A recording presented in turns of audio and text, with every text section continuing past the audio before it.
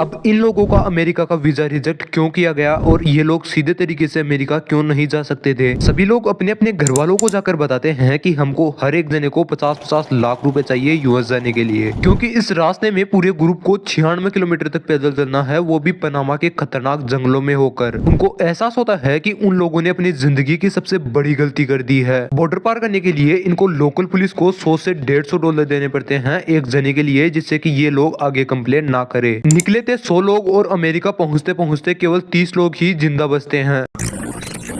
नमस्ते, मेरा नाम है मंजित और आज हम बात करने वाले हैं डोंकी रूट के बारे में कि कैसे लोग विदेश जाने के लिए लाखों रुपए खर्च करते हैं लेकिन फिर भी 100 में से केवल 30 लोग ही जिंदा पहुंच पाते हैं। आज के इस वीडियो में हम डोंकी रूट क्या है, डोंकी रूट के थ्रू लोग कैसे अमेरिका और लंदन जाते हैं, इनको किन किन समस्याओं का सामना करना पड़ता है, कितने रुपए खर्च करने पड़ते हैं, हम ये सभी बातें एक कहानी के माध्यम से आसान भाषा में समझेंगे। डोंकी रूट उसे कहते हैं जिसमें लोग इलीगल तरीके से एक देश से दूसरे देश में जाते हैं। डोंकी रूट पंजाबी मुहावरे पर आधारित है जिसका अर्थ होता है एक स्थान से दूसरे स्थान पर कूदना। डोंकी रूट पर एसआरके की एक मूवी भी आ रही है जिसका नाम भी डंकी है। आप इस वीडियो को देख रहे होगे तब तक ये मूवी आ चुकी होगी। इस मूवी में यही दिखाया जाएगा कि कैसे 4-5 दोस्त मिलकर अपने देश को छोड़कर लंदन जाते हैं और जब वो चले जाते हैं तो उनको पता चलता है कि ये कितना डेंजरस तरीका है। उनको एहसास होता है कि उन लोगों ने अपनी जिंदगी की सबसे बड़ी गलती कर दी है। अब मैं आपको एक ऐसी स्टोरी बताता हूँ जिसके माध्यम से आपको ये पता चलेगा कि डोंकी रूट क्या है, आखिर लोग डोंकी रूट का उपयोग क्यों करते हैं। एक परिवार है जिसमें 5 लोग रहते हैं। इस परिवार में एक राहुल नाम का लड़का है जिसकी उम्र 25 साल है। राहुल के पिता एक किसान है और उसकी माँ एक गृहिणी है। एक छोटी बहन है और एक बड़ी बहन है। राहुल उस परिवार का वो बेरोजगार लड़का है जिसको अपने पड़ोसियों से, रिश्तेदारों से ताने सुनने को मिलते हैं। वो कई बार काम ढूंढने की कोशिश भी करता है लेकिन उसको कोई भी काम नहीं मिलता है। अगर कोई काम मिलता भी है तो उसमें इतनी आमदनी नहीं है कि उससे वो अपनी और अपने परिवार की जरूरतों को पूरा कर सके। राहुल ऐसे करते करते ही 1-2 साल और बिता देता है और वो एक दिन ऐसे ही अपने दोस्तों के साथ बैठा होता है और उसे एक ऐसी बात पता चलती है कि जिससे वो बेरोजगार नहीं रहेगा। वो अपनी और अपने परिवार की जरूरतों को पूरा कर सकेगा, अपने सपनों को साकार कर सकेगा। वह और उसके दोस्त पूरा मन बना लेते हैं और अपने अपने परिवार वालों को मनाने चले जाते हैं। राहुल अपने घर पर जाकर अपनी माँ को बताता है कि माँ, मैं अमेरिका जाऊंगा और वहां जाकर खूब सारे पैसे कमाऊंगा। उसकी माँ उसकी बातों को मजाक समझकर उसे ऐसे ही कह देती है, हाँ बेटा जा। लेकिन राहुल ने तो मन ही मन पूरा मन बना लिया है अमेरिका जाने का। वो फिर से अपनी माँ को मनाने की कोशिश करता है और जब वो कई बार कहता है तो उसकी माँ को भी समझ में आ जाता है कि ये मजाक नहीं कर रहा है। वो ये सभी बातें राहुल के पापा को जाकर बताती है। इस सब के बारे में राहुल के पिता शुरू में तो मना कर देते हैं लेकिन राहुल की कई कोशिशों के बाद आखिर में उसके माता पिता मान जाते हैं। राहुल के दोस्त भी अपने अपने माता पिता को मना लेते हैं अमेरिका जाने के लिए, लेकिन अभी तक इनको ये भी पता नहीं है कि ये सीधे तरीके से कभी अमेरिका जा ही नहीं पाएंगे, क्योंकि जब ये लोग अमेरिका का वीजा लगवाने जाते हैं तो इनके वीजा को रिजेक्ट कर दिया जाता है। अब इनका अमेरिका का वीजा रिजेक्ट क्यों किया गया, ये सीधे तरीके से अमेरिका क्यों नहीं जा सकते, इन सभी बातों का पता इस कहानी के एंड होने तक आपको अपने आप समझ में आ जाएगा। अब हम ये जानते हैं कि क्या राहुल और उसके दोस्त अमेरिका जा पाते हैं। जब इनको पता चलता है कि ये डायरेक्टली कभी अमेरिका नहीं जा सकते तो इनको किसी के थ्रू पता चलता है कि ये इनडायरेक्टली अमेरिका जा सकते हैं। राहुल और उसके दोस्तों में एक बार फिर से उम्मीद की किरण जग जाती है, लेकिन ये उम्मीद की किरण भी ज्यादा टाइम तक नहीं रहती है, क्योंकि जब ये लोग एजेंट के पास जाते हैं तो इनको पता चलता है कि एजेंट तो एक काफी बड़ी रकम मांग रहा है अमेरिका भेजने के लिए और वो गारंटी ले रहा है कि इनको कैसे भी करके अमेरिका पहुंचा देगा। सभी लोग अपने अपने घर वालों को जाकर बताते हैं कि हमको हर एक जने को 50-50 लाख रुपए चाहिए, लेकिन हमने जैसे तैसे करके एजेंट को 40-40 लाख रुपए के लिए मना लिया है। जब ये सभी बातें उनके घर वालों को पता चलती है तो वो मना कर देते हैं, क्योंकि एक नॉर्मल फैमिली के लिए ये काफी बड़ी रकम है। पूरी जिंदगी कमाने के बाद भी इतने पैसों की बचत नहीं हो पाती है। राहुल और उसके दोस्त इतने पैसे देने के लिए इसलिए मान गए थे क्योंकि एजेंट ने बताया था कि इतने पैसे तो तुम वहां जाकर 1-2 सालों में ही कमा लोगे। एजेंट इनको फुल मोटिवेट कर देता है इनको अमेरिका भेजने के लिए। आखिर उसका भी तो इसमें काफी बड़ा मुनाफा होने वाला है। अमेरिका जाने के लिए सभी लोग पैसे जोड़ने में लग जाते हैं। राहुल भी सोचने लगता है कि इतने पैसे कहां से लाए जाए। अभी उसके दिमाग में आता है कि क्यों ना जमीन को बेच दिया जाए।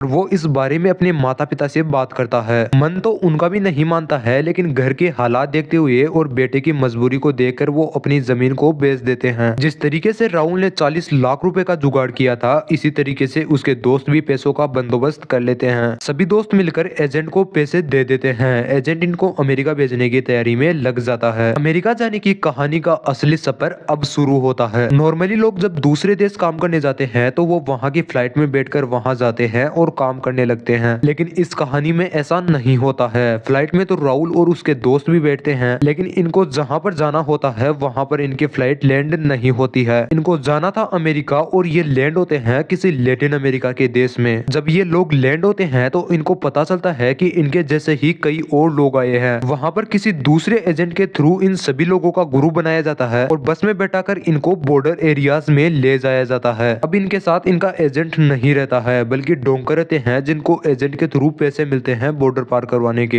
एक देश से दूसरे देश और दूसरे देश के बाद होता है सबसे खतरनाक सफर शुरू, कोलंबिया टू पनामा। कोलंबिया से पनामा तक का रास्ता दुनिया का सबसे खतरनाक रास्ता माना जाता है, क्योंकि इस रास्ते में पूरे ग्रुप को 96 किलोमीटर तक पैदल चलना है, वो भी पनामा के खतरनाक जंगलों में। इस रास्ते में इनको इन घने जंगल से निकलकर बड़े बड़े पहाड़, नदी क्रॉसिंग आदि को पार करके निकलना है। ये पूरा ग्रुप निकल जाता है पनामा के जंगलों में। कुछ किलोमीटर चलने के बाद ही रात हो जाती है और इनको जंगल में ही सोना पड़ता है। जैसे जैसे ये लोग आगे बढ़ते हैं वैसे वैसे ही रास्ते खतरनाक होते जाते हैं। इनको रास्ते में कई जंगली जानवर दिखते हैं और कई गहरी नदियों को पार करना पड़ता है। टाइम के साथ साथ इनको जंगली जानवरों के साथ ही इंसानों की डेथ बॉडी भी दिखने लग जाती है। घने जंगलों के बीच में ही खाने पीने का सामान भी कम होता जा रहा है। कई लोग बीमार पड़ने लगते हैं और हार मान लेते हैं, लेकिन अभी भी राहुल और उसके दोस्त हार नहीं मानते हैं। पर इनको अभी भी कई समस्याओं का सामना करना बाकी है, जैसे किडनैपिंग, रॉबरिंग, क्योंकि इन जंगलों में मैक्सिकन गैंगस्टर रहते हैं जो किसी को भी लूटने के लिए बिल्कुल भी नहीं सोचते हैं। अगर इनके एक बार कहने पर इनको सामान नहीं दिया तो ये उसका एनकाउंटर कर देते हैं और किसी को पता भी नहीं चलता है। ना ही तो इन जंगलों में पुलिस है और ना ही यहाँ पर कोई कानून। बचना तो दूर की बात है, यहाँ पर डेथ बॉडी को ढूंढना भी नामुमकिन है। अगर पुलिस होगी भी तो कुछ नहीं करेगी, बल्कि इन्हीं को पकड़कर जेल में डाल देगी, क्योंकि ये सभी लोग इलीगल तरीके से किसी दूसरे देश में घुसते हैं। तो जाहिर सी बात है कि पुलिस तो क्यों ही मदद करेगी। इन सभी मुश्किलों के बाद जो लोग बच जाते हैं वो मेक्सिको पहुंच जाते हैं। राहुल और उसके दोस्त सक्सेसफुली मेक्सिको तक पहुंच जाते हैं, पर इनके ग्रुप के कुछ लोग भी पनामा के जंगलों में ही रह जाते हैं। मेक्सिको पहुंचने के बाद भी जो लोग पकड़े जाते हैं उनको मेक्सिकन गवर्नमेंट पकड़कर वापस इंडिया भेज देती है, और जो लोग नहीं पकड़े गए उनको अभी भी मेक्सिको से अमेरिका का बॉर्डर पार करना है। वैसे तो अमेरिका और मेक्सिको का बॉर्डर काफी लंबा चौड़ा है, लेकिन ज्यादातर लोग रियो ग्रैंड रिवर से ही इलीगल तरीके से अमेरिका में घुसते हैं। इस नदी तक पहुंचने में भी बसों और ट्रेनों का सहारा लिया जाता है, जिसमें भी कई सारे लोग पकड़े जाते हैं, और जो लोग बच जाते हैं वो पैदल चलकर रियो ग्रैंड रिवर तक पहुंच जाते हैं। इस नदी को पार करने के लिए भी एक ऐसी जगह है जहाँ पर कम से कम पानी की गहराई होती है। वहीं से ये सभी लोग रिवर क्रॉसिंग करते हैं और बॉर्डर तक पहुंच जाते हैं, लेकिन अभी भी इनको अमेरिका के बॉर्डर पर लगी दीवार को पार करना है। जो लोग इतने खतरनाक रास्तों को पार करके आ गए उनके लिए यह दीवार कूदना कोई बड़ी बात नहीं है, लेकिन वहाँ पर लोकल पुलिस तैनात रहती है। बॉर्डर पार करने के लिए इनको लोकल पुलिस को 100 से $150 देने पड़ते हैं एक जने के, जिससे कि ये लोग आगे कंप्लेन नहीं करते हैं। इतनी मुश्किलों के बाद ये लोग फाइनली अमेरिका में एंटर कर जाते हैं। बॉर्डर से सिटी एरियाज काफी दूर रहते हैं, तो इनको बॉर्डर पर बैठकर ही पेट्रोलिंग पुलिस का इंतजार करना पड़ता है, और जब पुलिस आ जाती है तो इनसे पूछताछ की जाती है और इनका पासपोर्ट और मोबाइल जब्त कर लिया जाता है। इस इमेजिनरी कहानी के थ्रू आपको ये तो पता चल गया होगा कि डोंकी रूट कैसे काम करता है, कैसे लोग इलीगली दूसरे देश में घुसते हैं और इनको किन किन मुसीबतों का सामना करना पड़ता है। चलो अब हम ये जानते हैं कि अब आगे इन सभी इलीगल तरीके से घुसे लोगों के साथ क्या किया जाता है। क्या इनको इंडिया वापस भेज दिया जाता है या फिर इनको वहां पर जेल में डाल दिया जाता है। जब इनको पुलिस पकड़कर ले जाती है तो इनको सबसे पहले तो कैंप के अंदर रखा जाता है। इन कैंपों के अंदर इन सभी से एक फॉर्म फिल करवाया जाता है, जिसमें यह बताना होता है कि आप इलीगल तरीके से अमेरिका में क्यों घुसे हैं। इन लोगों ने जिन एजेंटों को पैसे दिए थे वो ही अपने अमेरिका के एजेंटों के थ्रू इनके लिए वकील करवाते हैं, जो इनका कोर्ट में केस लड़ेंगे। वकील ही इनके केस को कोर्ट में आगे बढ़ाता है। इनके एजेंट और वकील इनको समझा कर रखते हैं कि आपको ये बताना है कि आपको आपके ही देश से खतरा है, इसीलिए हमको यहाँ पर परमानेंट रहने की परमिशन चाहिए। अब जो लोग कोर्ट केस दिए जाते हैं उनको तो वहाँ पर रहने दिया जाता है, और जो लोग केस आ जाते हैं उनको वापिस इंडिया में भिजवा दिया जाता है। जो लोग कोर्ट केस दिए जाते जाते हैं वो भी वहाँ पर कोई मजे से नहीं रह रहे होते हैं, क्योंकि शुरू के 5 महीने में इनको कोई भी वर्क परमिट नहीं दिया जाता है। इनको इन 5 महीनों में छोटे से छोटा काम करना पड़ता है, ओवर टाइम करना पड़ता है, लेकिन फिर भी पैसे ना के बराबर दिए जाते हैं और इनको अपनी जरूरतों को पूरा करने के लिए इनको कोई भी काम करने की मजबूरी हो जाती है। लेकिन 5 महीने के बाद इनको वर्क परमिट दे दिया जाता है, जिससे ये कहीं पर भी काम कर सकते हैं। अब आपको यह समझ में नहीं आ रहा होगा कि यूएस गवर्नमेंट इन सभी लोगों को अलाउ ही क्यों करती है। आखिर ये क्यों करोड़ों रुपए खर्च करते हैं इनके लिए कैंप लगवाने के लिए और इनको कोर्ट तक पहुंचाने के लिए। इस पूरे प्रोसेस में भले ही यूएस गवर्नमेंट का नुकसान होता हो,